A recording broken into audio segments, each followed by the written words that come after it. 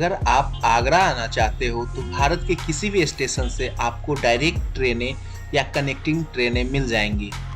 आगरा पहुंचने के बाद आप स्टेशन से बाहर आकर ऑटो हायर कर सकते हो। या तो आप पब्लिक वाले में जा सकते हो या डायरेक्ट रिजर्व करके आप आगरा में किसी भी प्लेस, या तो ताजमहल, आगरा फोर्ट या जिस प्लेस पे भी आपको जाना हो आप वहां को जा सकते हो।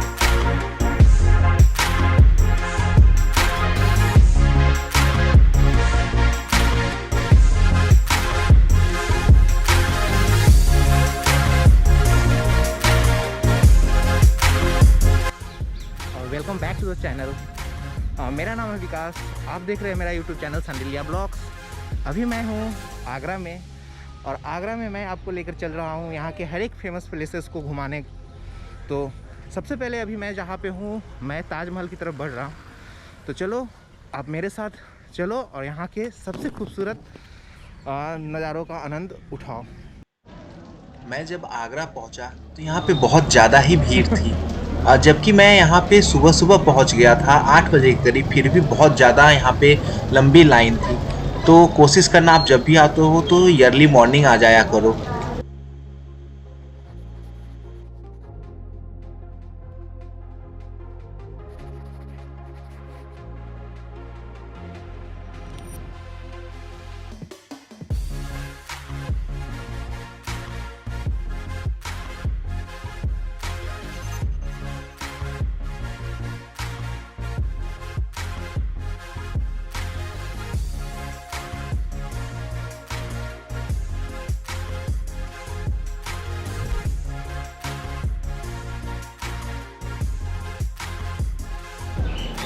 तो फाइनली एक बार फिर से ताजमहल के अंदर आना काफ़ी अच्छा लग रहा है, और बहुत दिनों के बाद फिर से लगभग 4 सालों के बाद यहाँ आकर मतलब इस नज़ारे को फिर से देखना एक अलग ही फीलिंग आ रही है। तो अभी मैं हूँ मेन एंट्रेंस गेट के सामने, और मैं अभी यहाँ से अंदर चलूँगा, और पहला जो दीदार होने वाला है ताजमहल का, वो बहुत दिनों के बाद वो कैसा होने वाला है आप भी देखिए। तो चलिए अभी हम इस गेट के अंदर चलते हैं और यहाँ के ताजमहल की खूबसूरती को आपको दिखाते हैं।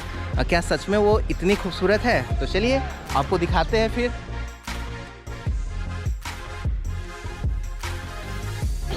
तो यहाँ से जैसे जैसे मैं आगे चल रहा हूँ, मुझे ऐसा फील हो रहा है, मुझे ताज दिख रहा है पर वो ताजमहल उतना पीछे जाता हुआ दिख रहा है मुझे।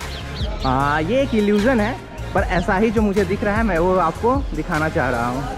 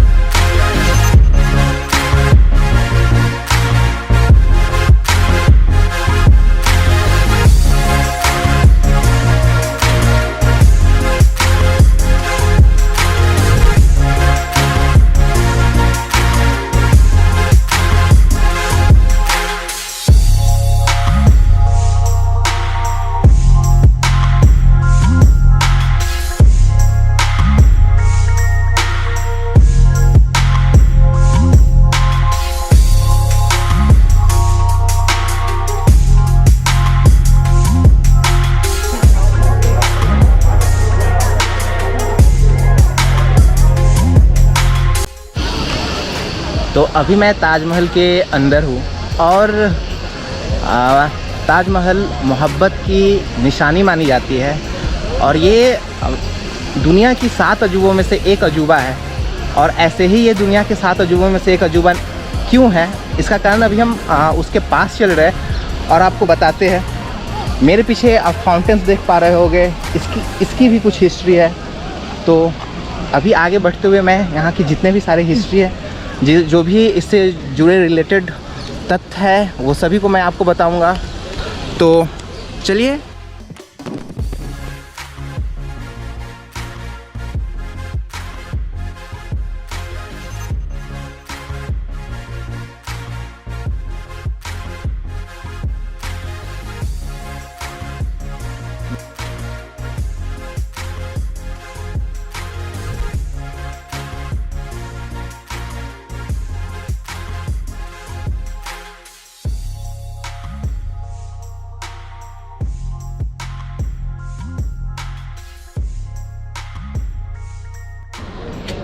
तो अभी मैं ताजमहल के बहुत ही करीब आ चुका हूँ।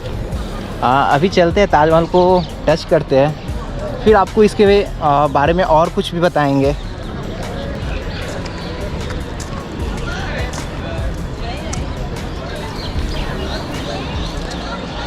तो फाइनली मैंने ताजमहल को टच किया। अब इससे जुड़े कुछ जो फैक्ट है वो मैं आपसे जिक्र करता हूँ कि आप जानते होंगे ताजमहल का जो निर्माण जो हुआ था, लगभग इसको बनाने में 22 साल लग गए थे। और जिसे बनवाया था वो शाहजहाँ ने बनवाया था। क्यों बनवाया था ये आप जानते हो अच्छे से।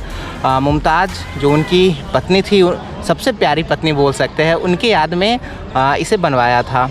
और ये जो बनकर तैयार हो गई थी 1653 में बनकर तैयार हो गई थी। तो आपको ये जानकर हैरानी होगी कि यहाँ पे जितने भी मार्बल्स और पत्थर का जो यूज किया गया है, इसमें लगभग 28 तरह के पत्थरों का यूज किया गया है। और ये जो पत्थर है दुनिया के अलग अलग जगहों से आया है। जैसे मैं कुछ नाम बता देता हूँ, बगदाद हो गए, आपको इजिप्ट हो गए, फिर अफ़गानिस्तान हो गए, इंडिया के भी राजस्थान से आए हैं। ऐसे से बहुत सारे जगह है जहाँ से इन पत्थरों को लाया गया था। और उस समय लगभग इसे बनाने के लिए और पत्थर को ढोने के लिए इसमें लगभग 1000 हाथियों का सहारा लिया गया था। इसमें इसको बनाने में, जैसा कि मैंने आपको बताया, लगभग 53 अरब रुपए खर्च हुए थे। अभी का अगर हम कैलकुलेट करते हैं तो समझ सकते हो यार कितना कॉस्टली था। जिसके कारण इनके जो बेटे थे औरंगजेब, वो खुश भी नहीं थे। तो बाद में आप जान ही रहे हो, जिसके कारण उन्हें नज़रबंद कर दिया गया था। तो चलो अभी इससे जुड़े और भी बातें करेंगे, पर किसी अगले साइड पे चल के इससे जुड़ी बातें को करते हैं। तो जैसा कि आप जानते होंगे ताजमहल है वो यमुना नदी के किनारे बनाया गया है, क्योंकि ऐसा माना जाता है इसे लकड़ी के टीले पे बनाया गया है। तो लकड़ी को जो मॉइस्चर की ज़रूरत होती है, तो वो मॉइस्चर मिलने के लिए इसे नदी के किनारे बनाया गया था। और यहाँ पे आपको 4 मीनारें आपको दिख जाएंगे, जो कि आपको अगर यहाँ पे देखो तो हल्की झुकी भी दिख जाएगी। आप झुके का कारण है जो बहुत जगह मेंशन किया गया हुआ है कि इसका कारण ये है कि मान लो कभी नेचुरल कैलामिटीज़ होती है, अगर खुदा ना खास्ता अगर ये गिरता है तो वो गुंबज पे ना जाकर नीचे की तरफ गिरे। तो ये कारण है, इसलिए यहाँ पे चारों को थोड़ा झुकाकर बनाया गया था। और अगर मैं ऊपर में गुंबज की बात करूँ तो सिर्फ उस गुंबज को बनने में 15 साल लग गए थे। तो ये कुछ फैक्ट है। और एक फैक्ट इसमें से ये भी है कि ये कुतुब मीनार से 5 फुट ऊंची है, मतलब कि कुतुब मीनार से भी ऊंची ये ताजमहल है।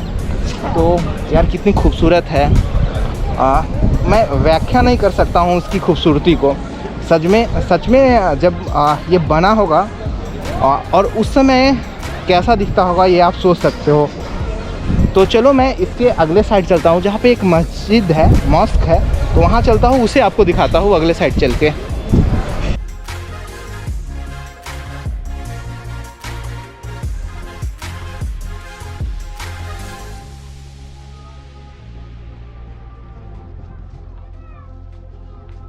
तो ताजमहल से जुड़ी जो भी चीज़ें थी मैंने उसे आपको बताया। ये मेरे पीछे आप देख सकते हो, ये मॉस्क है। तो यहाँ पे जो मस्जिद है, तो यहाँ पे फ्राइडे को क्लोज रहती है, आम पब्लिक के लिए उसे खोला जाता है नमाज़ पढ़ने के लिए। तो आप कभी आते हो तो फ्राइडे को मत आओ। और यार धूप इतनी हो जाती है यहाँ पे, तो कोशिश करो कि आप सुबह वाले शिफ्ट में यहाँ पे आकर घूम लो। तो दूसरी बात, यहाँ पे जितने भी फाउंटेन्स है वो एक साथ चलती है। उसके लिए कोई ऐसा चीज़ नहीं है जो हाँ कोई मोटर लगाया गया हो या कुछ भी नहीं। नीचे उसके टैंक हैं, और टैंक में जब पानी भरा जाता है तो जब प्रेशर पड़ता है तो सभी फुहारे एक साथ यहाँ चलती है। कभी ऐसा नहीं है जो एक चल रहा होगा और दूसरा नहीं चल रहा होगा। तो भाई आप देख सकते हो। और ताजमहल, ये है Taj Mahal, 7 wonders of the world. सच में यार ये 7 वंडर्स क्या, अगर कितने भी वंडर्स निकाल दो उसमें से एक अजूबा ये सच में खुद में ये है। और काफ़ी ब्यूटीफुल है यार, काफ़ी सुंदर है। यहाँ आते हो तो यार सेल्फी का सब फ़ोटो लेने में लगे पड़े हैं। पूरा यहाँ से देखो, मेरे पीछे कहीं भी देखो तो आपको फ़ोटो लेते हुए लोग दिख जाएंगे। तो चलो यहाँ से चलते हैं, आगरा का फोर्ट चलते हैं। वहाँ भी आपको कुछ वहाँ से जुड़े तथ्य, वहाँ फैक्ट बताएंगे आपको। तो चलो यहाँ का एक आप सिनेमैटिक देखो, फिर यहाँ से हम लोग चलते हैं।